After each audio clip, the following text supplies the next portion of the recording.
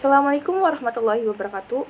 Perkenalkan, nama saya Zida Imani Ramadhani dengan NIM 2482 kelas 3D Ekonomi Syariah.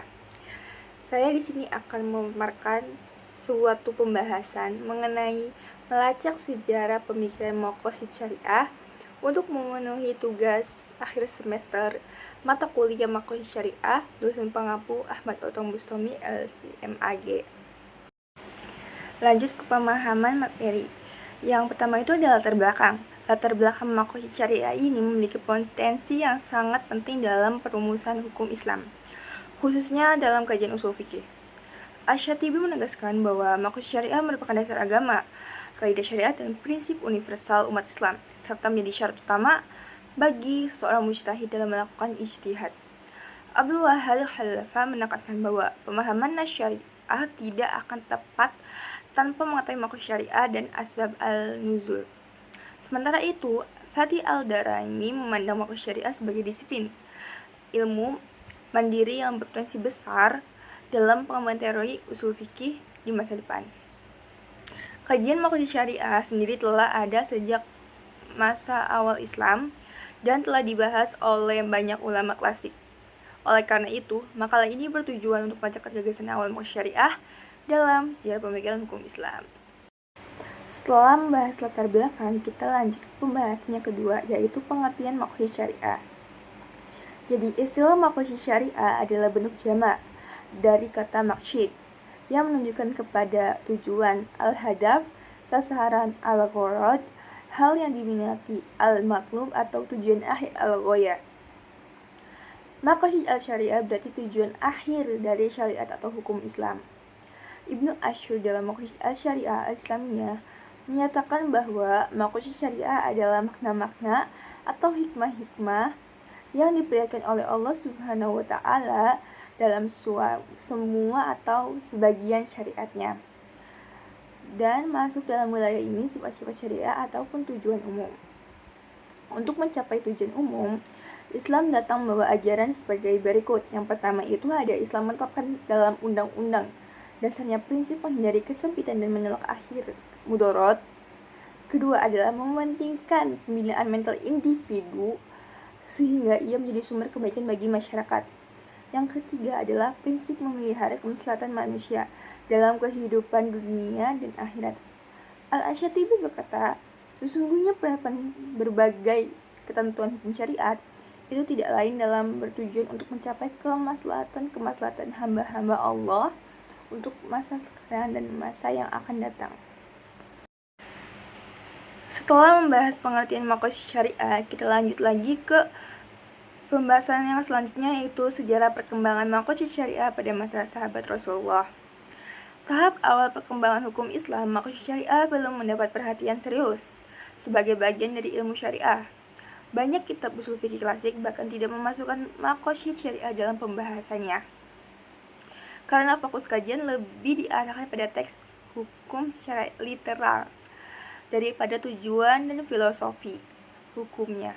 Pemikiran hukum Islam konvensional lebih menekankan kesesuaian dengan nas ilahi, terutama dalam tradisi al-hadis yang memandang syariah sebagai kumpulan aturan dan larangan yang harus ditaati. Berbeda dengan hal tersebut, praktik para sahabat menunjukkan bahwa syariat juga dipahami sebagai sistem nilai yang melandasi aturan-aturan hukum. Namun, pendekatan tekstualis ini terhadap dominan hingga abad ke-3 Hijriah.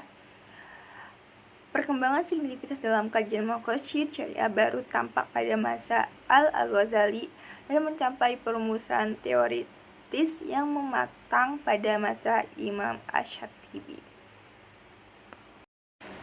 Lanjut ke periode sahabat dan generasi sesudahnya. Jadi, istilah Maqasid Syariah memang belum dikenal pada masa awal Islam. Namun, substansinya telah hadir sejak turunnya Al-Quran dan disebutkan hadis Nabi melalui konsep maslahah. Setelah wafatnya Rasulullah SAW, perhatian terhadap Maqasid Syariah semakin nyata ketika para sahabat menghadapi persoalan baru akibat perubahan sosial. Para sahabat menggunakan pertimbangan kemaslahatan dalam menetapkan hukum, meskipun belum menggunakan istilah maqasid secara formal.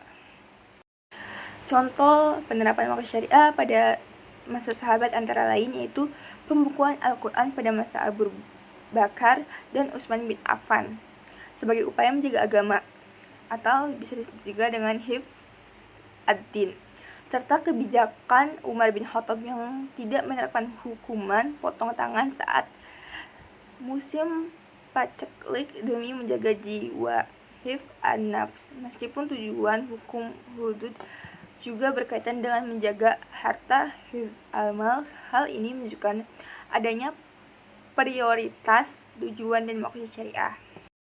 Pada generasi selanjutnya, Umar bin Abdul Aziz memprakarsai kodifikasi hadis untuk menjaga ajaran Islam agar tidak hilang, yang juga termasuk ad-din selanjutnya. Selanjutnya, para imam mazhab mengembangkan ilmu fikih melalui usul fikih dengan instrumen seperti maslahah, istihsan, dan syad al-zariyah yang mengandung unsur maqasid syariah, meskipun masih bersifat parsial dan belum menjadi teori yang utuh. Istilah maqasid mulai digunakan secara terbatas oleh Imam Al-Juwaini, namun belum dirumuskan sebagai disiplin ilmu tersendiri. Secara umum, mayoritas ulama menerima bahwa syariat bersifat rasional dan berorientasi pada tujuan, kecuali mazhab Zahiri yang membatasi maqasid syariah hanya pada teks eksplisit.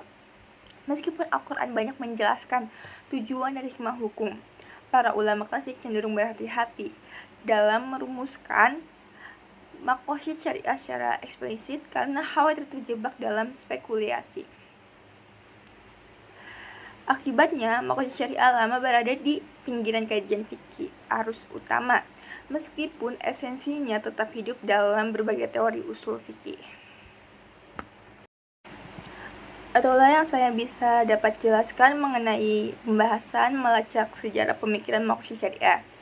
Jadi kesimpulan semua materi yang saya bisa jelaskan tadi, yaitu maqasid syariah merupakan tujuan utama dari ditetapkannya hukum Islam yang berorientasi pada pencapaian kemaslahatan umat, baik di dunia maupun di akhirat. Meskipun istilah maqasid syariah belum dikenal secara formal pada masa awal Islam, substansinya telah dipraktikkan sejak masa Rasulullah SAW dan para sahabat melalui penerapan prinsip maslahah. Perkembangan pemikiran maqasid syariah semakin tampak pada masa sahabat, khususnya dalam kebijakan-kebijakan ijtihadnya yang mempertimbangkan kondisi sosial dan kemanusiaan, seperti pembukuan Al-Quran dan penangguhan hukum potong tangan pada masa paceklik.